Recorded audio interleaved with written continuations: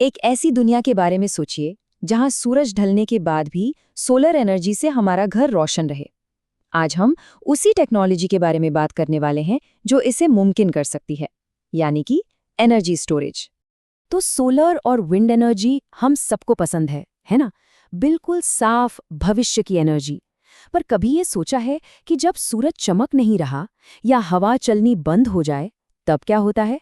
यहीं पर renewable energy की सबसे बड़ी, सबसे मुश्किल चुनौती हमारे सामने आकर खड़ी हो जाती है। इसको ना एक पहेली की तरह समझिए।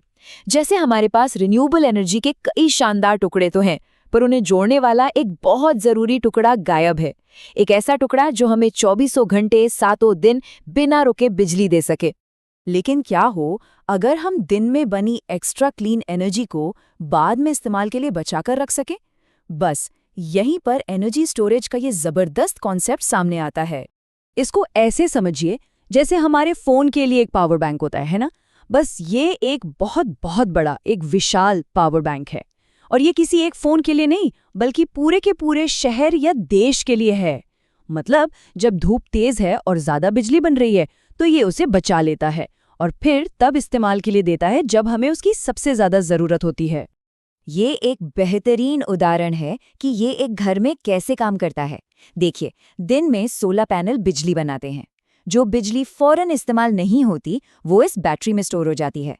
फिर रात में या जब लाइट चली जाए, तो यही बैटरी घर को रोशन रखती है। सिंपल। अच्छा, अब इसे जरा बड़े स्केल पर देखते हैं। जब बात पूरे शहर और देशों को बिजली देने की आती है, तो एनर्जी स्टोरेज की इस दौड़ में 3 मुख्य खिलाड़ी मैदान में उतरते हैं। तो सबसे पहले है बैटरीज, जो कि एक तेज और मॉडर्न टेक्नोलॉजी है। फिर आता है पम्प्ड हाइड्रो, जो दशकों से आजमाया हुआ एक पुराना और भरोसेमंद तरीका है। और आखिर में हाइड्रोजन, जो भविष्य की एक बहुत ही रोमांचक और दमदार संभावना है। ये तीनों ही बिल्कुल अलग-अलग तरीके से काम करते हैं। जैसे कि बैटरीज बिजली ग्रिड में अचानक आई किसी भी गड़बड़ी को तुरंत संभालने के लिए बेस्ट है, जबकि पम्प्ड हाइड्रो बहुत लंबे समय तक बड़ी मात्रा में एनर्जी दे सकता है। तो फिर चलिए देखते हैं कि जब बात लागत, लाइफ और बनाने में लगने वाले समय जैसे जरूरी फैक्टर्स पर आती है, तो ये टेक्नोलॉजीज एक दूसरे के सामने कैसे टिकती हैं। यहाँ एक बड़ा दिलचस्प ट्रेड ऑफ है। देखिए, पम्प्ड हाइड्रो सिस्टम्स जो हैं, वो अविश्वसनीय रूप से लंबे चलते हैं, 40 साल या उससे भी ज्यादा। लेकिन इन्हें बनाने में भी कई साल लग जाते हैं। और दूसरी तरफ है बैटरी सिस्टम्स, जो बस कुछ ही महीनों में लग जाते हैं, पर उनकी लाइफ भी काफी कम होती है। अगर लागत की बात करें, तो पम्प्ड हाइड्रो अभी भी प्रति यूनिट एनर्जी स्टोर करने में सस्ता है।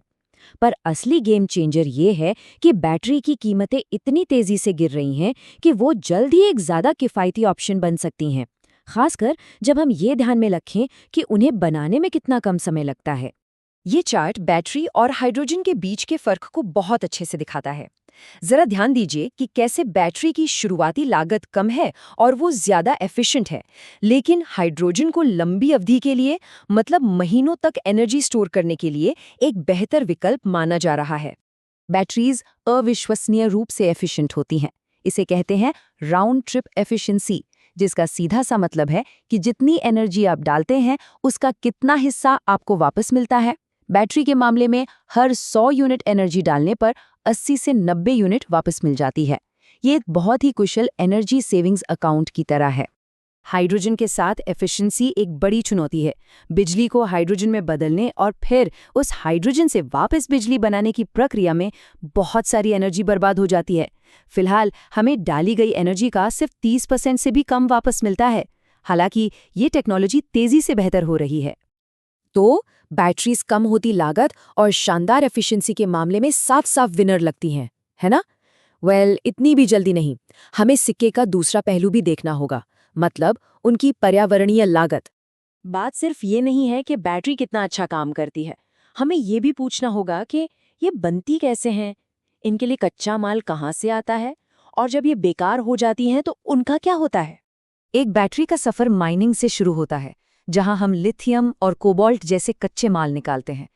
फिर इसे फैक्ट्रियों में बनाया जाता है और आखिर में इसकी लाइफ खत्म होने पर हमें ये सोचना होता है कि इसे सुरक्षित रूप से कैसे रिसाइकिल किया जाए या डिस्पोज किया जाए। हर कदम का पर्यावरण पर असर पड़ता है।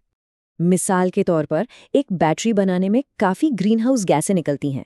ज़मीन से लिथियम निकालने में भारी मात्रा में पानी इस्तेमाल होता है, और अगर इन बैटरीज को सही तरीके से नष्ट न किया जाए तो इनके अंदर के जहरीले पदार्थ हमारी मिट्टी और पानी को प्रदूषित कर सकते हैं। तो इस सारी जानकारी का हमारे लिए, हमारे घरों के लिए और हमारी एनर्जी के भविष्य के लिए क्या मतलब है? मान लीजिए कोई घर का मालिक है जो सोलर पैनल लगवाने की सोच रहा है। एक बैटरी उन्हें बिजली कटौती के दौरान एनर्जी की आज़ादी और सुरक्षा दे सकती है, जो कि शानदार है। लेकिन इसकी शुरुआती लागत बहुत ज़्यादा हो सकती है।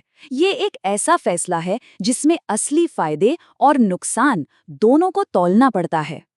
एनर्जी स्टोरेज के लिए कोई वन साइज फिट्स ऑल जैसा सोल्यूशन नहीं है। ये एक टूल बॉक्स की तरह है। एक छोटे घर को पावर देने के लिए एक अलग टूल की जरूरत होगी, जबकि एक पूरे देश को बिजली देने के लिए एक बहुत बड़े और अलग टूल की जरूरत पड़ेगी। तो आखिर में बात इसी पर आती है कि एक सस्टेनेबल एनर्जी फ्यूचर बनाने का मतलब है सही चुनाव करना, सही ट्रेड ऑफ्स करना। क्या हम ऐसी बैटरी चुनें जो फटाफट लग तो जाएं पर ज्यादा दिन ना चलें, या फिर हम पम्प्ड हाइड्रो जैसे प्रोजेक्ट्स में इन्वेस्ट करें जो दशकों तक टिकेंगे लेकिन उन्हें बनाने में ही सालों लग जाएंगे? ये वो बड़े सवाल हैं जिनका जवाब हम सबको एक समाज के तौर पर मिलकर ढूंढना होगा।